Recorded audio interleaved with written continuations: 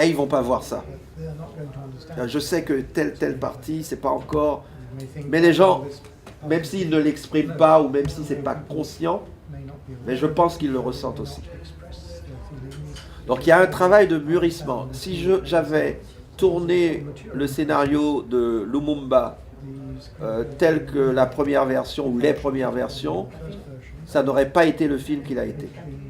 Le fait que j'ai eu 10 ans pour faire ce film, c'était un tout autre film que celui que je pensais faire.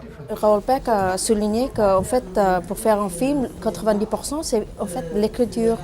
Donc moi je croyais que j'étais déjà prête, mais maintenant j'avais toujours des doutes, mais je me suis dit bon, ça va aller plus tard. Mais maintenant ça me donne plus de confiance que peut-être il faut que je revoie mon scénario. Et ça va, parce que ça va être mieux en fait. J'ai pris soin de ne pas leur cacher la réalité de ces métiers, que ce soit celui de producteur ou celui de réalisateur, voire de scénariste. Et que le cinéma peut être fascinant. Il y a une grande part je dirais, de superficiel dans les métiers que nous faisons. Il y a une part d'esbrouf, il y a une part je dirais, de vente. Et c'était important pour eux qu'ils fassent la différence et que fondamentalement, ce qui compte et qui est le socle de leur travail, c'est l'histoire, le scénario qu'ils écrivent, qui est la fondation même du projet.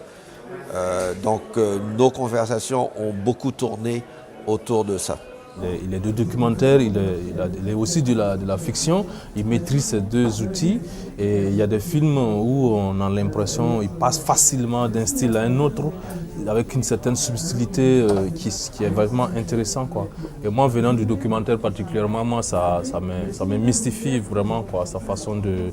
Même une fiction, l'archive, il y a des archives qui commencent avec un ton de documentaire et ça souvent c'est très bien, quoi. Moi j'ai adoré cette façon et l'écouter avec sa façon de donner sa façon de comment il est arrivé, comment il a fait, ça nous inspire tous parce qu'on veut emboîter réellement ses pas, quoi, hein.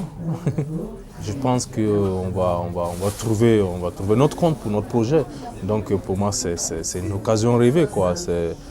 Voilà, sans ce pavillon, je ne sais pas comment je viendrai à Cannes, en tout cas pas peut-être avec un film, mais voilà. Un programme comme La Fabrique est important. Le fait qu'il soit à Cannes est très important, puisque Cannes est quand même le plus grand festival du monde, le plus fourni, le plus diversifié.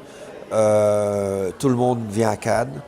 Et ce n'est pas peu de choses pour ces cinéastes émergents de les placer tout de suite dans un milieu professionnel exigeant. Et je crois que la majorité d'entre eux repartent avec des choses importantes dans leur bagage.